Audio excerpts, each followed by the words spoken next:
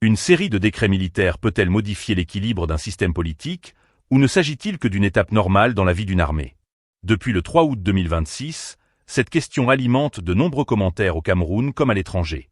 Les promotions de plusieurs officiers supérieurs et la reconduction du commandement de la garde présidentielle ont rapidement suscité des analyses parfois très différentes, voire opposées.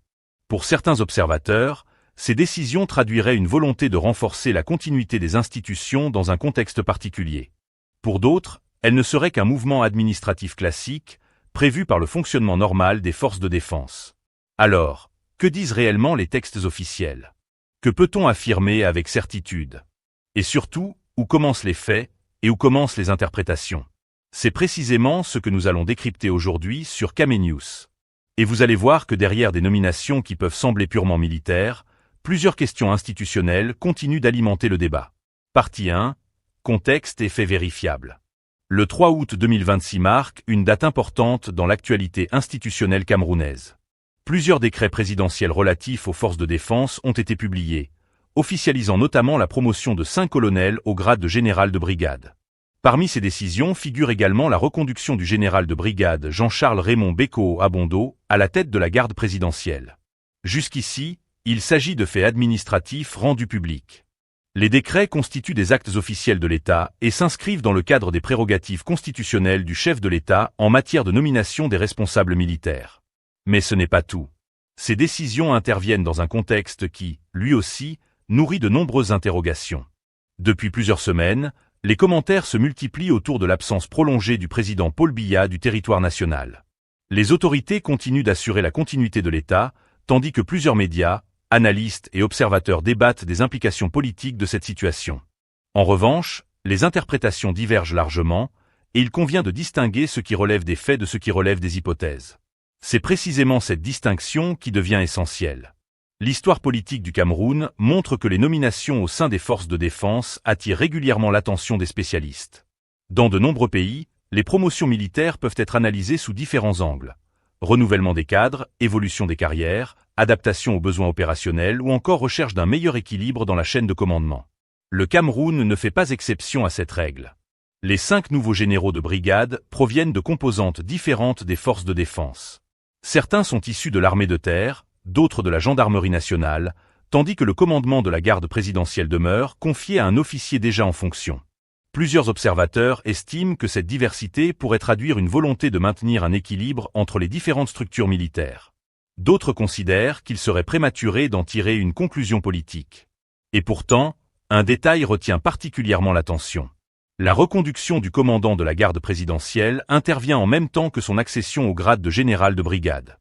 Certains analystes rappellent que cette unité occupe une place stratégique dans l'architecture sécuritaire de l'État. Pour autant, les autorités n'ont pas présenté cette décision comme annonçant un changement institutionnel particulier. Les débats se poursuivent également autour de la composition des nouveaux promus. Certains commentateurs observent que plusieurs régions du pays sont représentées parmi ces nominations. Selon eux, cela pourrait illustrer une recherche d'équilibre au sein du haut commandement militaire. D'autres spécialistes invitent toutefois à la prudence, rappelant que les critères de promotion relèvent officiellement de considérations professionnelles et des besoins des forces armées. Autrement dit, plusieurs lectures coexistent. Un autre élément revient fréquemment dans les analyses, le souvenir de la tentative de coup d'État de 1984. De nombreux chercheurs estiment que cet épisode a durablement influencé l'organisation des forces de sécurité camerounaises. Depuis lors, plusieurs réformes ont été mises en œuvre afin de renforcer la stabilité des institutions et d'assurer un contrôle étroit des différents corps de défense. Toutefois, établir un lien direct entre cet héritage historique et les décrets du 3 août 2026 relèverait de l'interprétation plutôt que d'un fait officiellement confirmé. Mais une autre question commence à émerger. Pourquoi ces décisions interviennent-elles précisément maintenant? S'agit-il simplement du calendrier normal de gestion des carrières militaires? Répondent-elles à des impératifs opérationnels? Ou reflète-t-elle une anticipation face à un contexte institutionnel jugé sensible par certains observateurs? À ce stade, aucune réponse officielle détaillée ne permet de trancher. C'est justement cette absence d'explication approfondie qui laisse la place à de nombreuses analyses parfois contradictoires.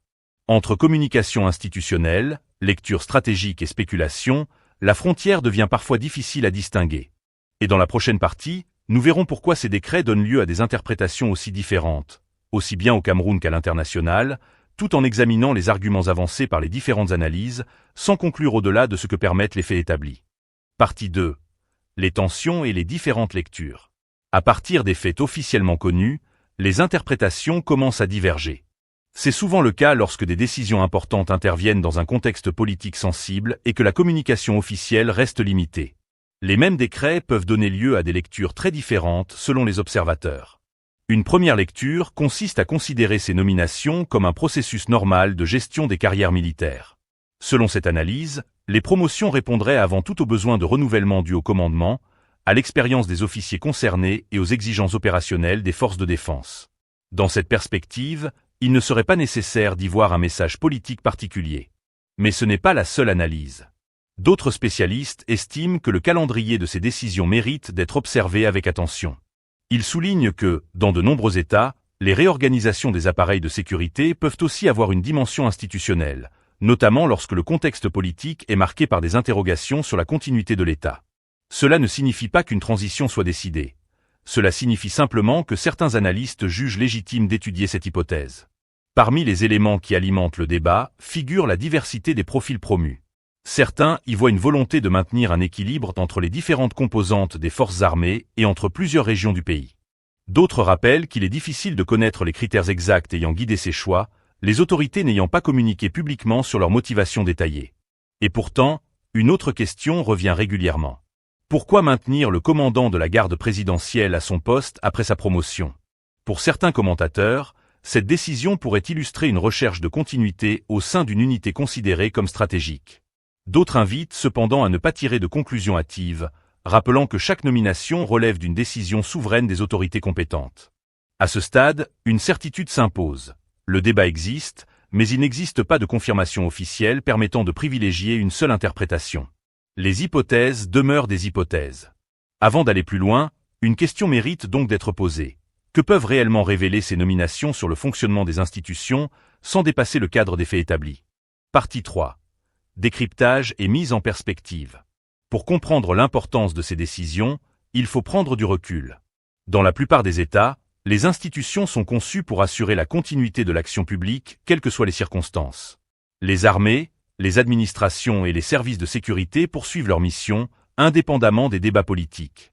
C'est un principe largement reconnu dans le fonctionnement des États modernes. Mais ce n'est pas tout. Lorsqu'un contexte national suscite davantage de questions que de réponses, chaque nomination importante peut être interprétée de multiples façons. Certains observateurs estiment que ces promotions pourraient contribuer à renforcer la stabilité de la chaîne de commandement. D'autres considèrent qu'il s'agit simplement d'un ajustement interne sans portée politique particulière. Une autre hypothèse, évoquée par certains analystes, consiste à dire que ces mouvements pourraient viser à garantir la continuité des institutions si une évolution politique devait intervenir à l'avenir. Cette lecture est régulièrement avancée dans les débats publics. Toutefois, aucune autorité n'a confirmé qu'un tel scénario était à l'origine des décrets du 3 août 2026. Et c'est précisément là que commence le travail du journaliste. Informer ne consiste pas à choisir l'hypothèse la plus spectaculaire.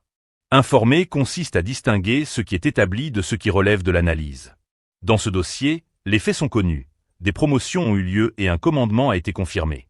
En revanche, les intentions qui auraient motivé ces décisions ne sont pas officiellement détaillées.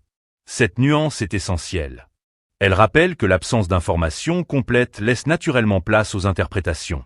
Certains y voient une stratégie de prudence institutionnelle, d'autres parlent simplement de continuité administrative. Entre ces deux positions, le débat reste ouvert. Mais un détail mérite encore l'attention. Au-delà des personnes concernées, ces décrets montrent combien les questions liées à la sécurité nationale occupent une place centrale dans la vie de l'État. Dans tous les pays, les forces de défense jouent un rôle essentiel dans la stabilité institutionnelle. Les nominations au sommet de la hiérarchie militaire sont donc toujours observées avec intérêt, parfois même avec inquiétude, selon le contexte. C'est pourquoi il est préférable de continuer à suivre les faits au fil des annonces officielles plutôt que de transformer des hypothèses en certitudes. Partie 4. Analyse satirique des pratiques. Il existe une règle presque universelle en politique. Lorsque les informations officielles sont rares, les interprétations deviennent nombreuses. Le silence, parfois, finit par produire plus de commentaires qu'un long discours. Chacun tente alors de compléter les pièces du puzzle avec les éléments dont il dispose. Certains imaginent une stratégie complexe. D'autres pensent qu'il n'y a rien d'exceptionnel. Entre les deux, le citoyen essaie simplement de comprendre. Mais ce n'est pas tout. Dans beaucoup de systèmes politiques, la communication fonctionne selon une logique particulière.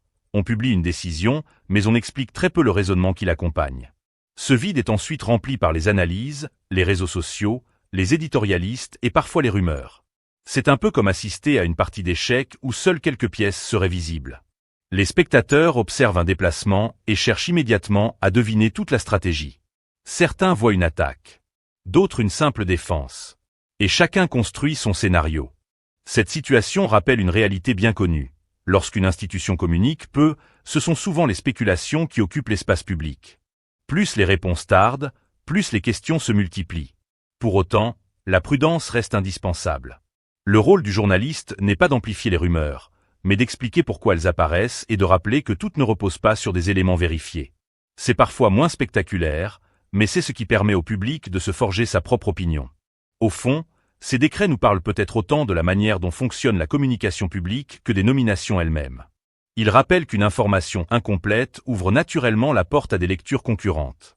Et c'est peut-être là la principale leçon de cette séquence. Dans un contexte sensible, la transparence reste souvent le meilleur moyen de réduire les spéculations. Conclusion. Au terme de ce décryptage, une chose apparaît clairement. Les décrets militaires du 3 août 2026 constituent un événement institutionnel important. Les promotions et nominations qu'ils contiennent sont des faits officiels. En revanche, les intentions politiques qui pourraient leur être attribuées continuent d'alimenter des analyses diverses, sans confirmation officielle permettant de trancher. S'agit-il d'une simple réorganisation du haut commandement, d'un renforcement de la continuité institutionnelle, ou d'une décision qui prendra tout son sens dans les semaines ou les mois à venir? À ce stade, aucune de ces hypothèses ne peut être présentée comme une certitude. Chez Kame-News, nous continuerons à suivre ce dossier avec rigueur, en distinguant toujours les faits vérifiés des interprétations, afin de vous permettre de vous faire votre propre opinion. Et vous, quel regard portez-vous sur ces nominations? Pensez-vous qu'il s'agisse d'un simple renouvellement du commandement militaire, ou estimez-vous qu'elle pourrait avoir une portée institutionnelle plus large? Dites-nous votre analyse dans les commentaires. Si ce décryptage vous a été utile, abonnez-vous à Kame-News, activez la cloche des notifications et partagez cette vidéo.